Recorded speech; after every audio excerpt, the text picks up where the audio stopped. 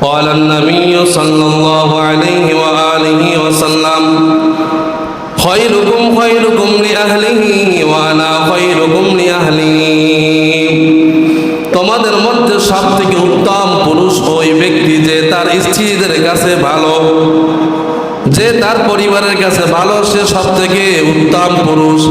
আর রাসূল বলেন আমি তোমাদের মধ্যে থেকে আমার পরিবারের নিকট সবথেকে উত্তম পুরুষ। রাসূল এটা বলে না যে আমি নবী হিসাবে আমার স্ত্রীদের কাছে ভালো, নবী বলছেন যে আমি স্বামী হিসাবে আমার স্ত্রীদের কাছে খুব ভালো তোমাদের থেকে আমি। অর্থাৎ নবীজি স্বামী হিসেবে যে দায়িত্বগুলো পালন করার কথা সেগুলো নবীজি পুঙ্খানুপুঙ্খভাবে পালন করেন তার স্ত্রীদের কাছে, যার কারণে সে তার স্ত্রীদের কাছে ভালো স্বামী হিসেবে পরিচিত হয়েছে।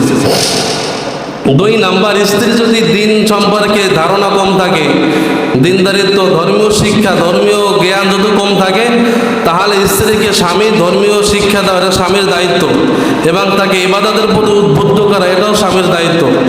আল্লাহ রাব্বুল আলামিন বলেন সূরা তাহরিমের 6 নম্বর আয়াতে বলেন, ইয়া আইয়ুহাল্লাযীনা আমানু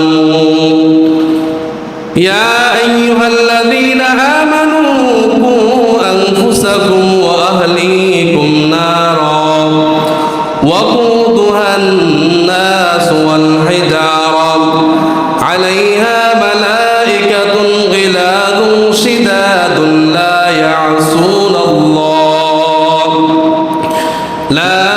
يعصون الله ما أمرهم ويفعلون ما يؤمرون।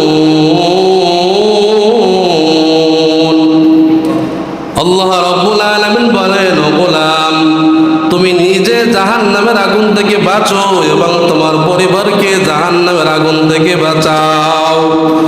কোন আগুন যায়? যে আগুনের লাকড়ি জ্বালানো হবে পাথর এবং লাকড়ি। আল্লাহ রাব্বুল আলামিন বলেন এই জাহান্নামের শাস্তি দেওয়ার জন্য আল্লাহ রাব্বুল আলামিন ফেরেশতাদেরকে নির্ধারণ করে রাখছেন, যে ফেরেশতারা তারা কিছু শোনেও না, তারা আল্লাহ রাব্বুল আলামিন যখন যে আদেশ করে তখন সেই আদেশ পালন করে।